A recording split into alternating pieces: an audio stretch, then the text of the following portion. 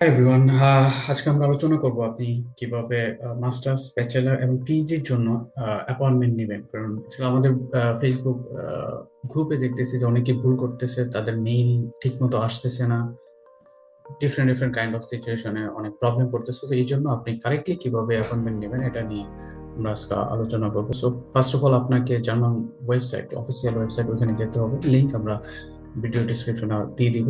So এখানে আসার পর আপনি নিচের দিকে আসবেন, স্ক্রল করে দেখতে পাবেন যে আপু make an appointment.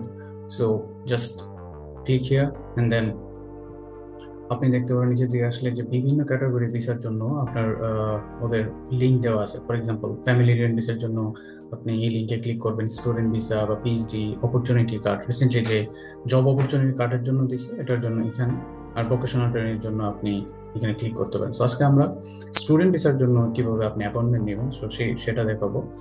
So before এটাতে ক্লিক করার আগে আপনি একটা ফাইল তৈরি করে নেবেন এরকম, লাইক আপনার last name, first name, email address and passport number. এই চারটা জিনিস আপনার দরকার। চারটা জিনিস আপনি ওভার ক্রস করে ঠিক করে নেবেন। যদি আপনার সব ঠিক থাকে, এতে করে আপনার ভুল হওয়ার সম্ভাবনা কম এবং খুব দ্রুত আপনি অ্যাপয়েন্টমেন্টটা করতে পারবেন। কারণ অ্যাপয়েন্টমেন্টের একটা টাইম থাকে, টাইম আউট হয়ে গেলে আবার আপনাকে রিঅ্যাপ্লিকেশন করতে হবে, এটা হলো প্রবলেম। সো এই ফাইলটা তৈরি করে নেবেন। এরপর just click here, student visa. Okay, so then আপনি যখন এখানে আসবেন আপনার নিউ অ্যাপয়েন্টমেন্ট যে ক্লিক করবেন, এবার বলে দিচ্ছে যে 19 মাসের মতো সময় লাগে এখন আপনি যদি অ্যাপয়েন্টমেন্ট নেন। বাট বেসিক্যালি এখন 20 থেকে 22 মাসের মতো এরকম একটা সময় লাগতেছে। সো আমরা নিউ অ্যাপ্লিকেশনে, ওকে, নিউ অ্যাপয়েন্টমেন্ট অ্যাপ্লিকেশন করার পর আপনি দেখতে যে waiting period for student, scholarship holder and PhD সবার জন্য সেম। So let's start. আপনি প্রথমে আপনার লাস্ট নেম দিবেন। অনেকের কি হয় যে একটা নাম থাকে, ফার্স্ট নেম থাকে শুধু। তো আপনি ফার্স্ট নেম যদি থাকে তাহলে সেই ক্ষেত্রে আপনি শুধু ফার্স্ট নেমটা দিবেন, আর লাস্ট নেমে আপনি এনএ দিয়ে দিবেন, তাহলেই হবে। যেহেতু আপনার একটা নাম আছে, সো কোনো প্রবলেম নেই, একটা নামেও আপনি অ্যাপ্লিকেশন করতে পারবেন। ভিসার রিজেক্ট হওয়ার কোনো সিস্টেম নেই। দেন আপনি আসবেন ইমেল অ্যাড্রেসে। সো ইমেল অ্যাড্রেসটা কপি করে নেবেন। রিপিটে আপনার কপি কাজ করবে না। সো রিপিটে আপনি আপনি লিখে নেবেন, প্লাস একটু চেক করে নেবেন যে আপনার এটা ঠিক আছে কিনা। দেন আমরা passport number be careful. Passport নাম্বারে আপনার কোনো রকম স্পেস থাকতে পারবে না, কোনো সবগুলা ক্যাপিটাল লেটারে হবে। কোনো রকম স্পেস এর বলে যে no empty space between numbers and alphabet, যে আপনি একটা এর পর একটা স্পেস দিয়ে তারপর নাম্বারগুলো লাগবেন এরকম না, সবগুলো একসাথে হতে হবে। Should be like that. Then আপনি যদি স্কলারশিপ থাকে বা পিএইচডি স্টুডেন্ট হন তাহলে এখানে দিবেন স্কলারশিপ স্টুডেন্ট। যদি আপনি পিএইচডি বা স্কলারশিপ না, তাহলে এখানে নট অ্যাপ্লিকেবল দিয়ে দিবেন। দেন আপনি ব্যাচেলারে দিবেন। যদি আপনি ব্যাচেলার স্টুডেন্ট হন তাহলে ব্যাচেলারের জন্য আপনি দিবেন এখানে।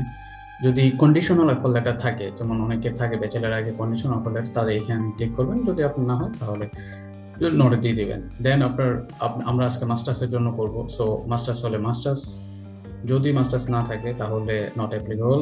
আর মাস্টার্সের জন্য এখন এখানে বলছে অ্যাডমিশন অলরেডি লেটার রিসিভ। আপনার যদি অ্যাডমিশন লেটার থাকে অবভিয়াসলি ইয়েস দিবেন, আর যদি না থাকে নো দিবেন। অলওয়েজ সে দ্য ট্রুথ, সত্য কথা বলে আপনি অ্যাপয়েন্টমেন্ট নেন, আপনার এতে কোনো সমস্যা হবে না। জি,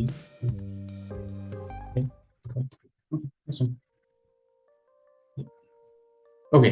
সো আমি যখন সিকিউরিটি পাস করলাম, then you have successfully reference Dhaka reference number. তো সো এই ক্ষেত্রে আপনি কি করতে পারেন, আপনার এই রেফারেন্স নাম্বারটাকে একটা স্ক্রিনশট রেখে দিতে পারেন। তাতে করে আপনার যদি কখনো মেল হারিয়েও যায় তাহলে আপনি এম্বাসিকে মেল করতে পারবেন any any any kind of সিচুয়েশনে।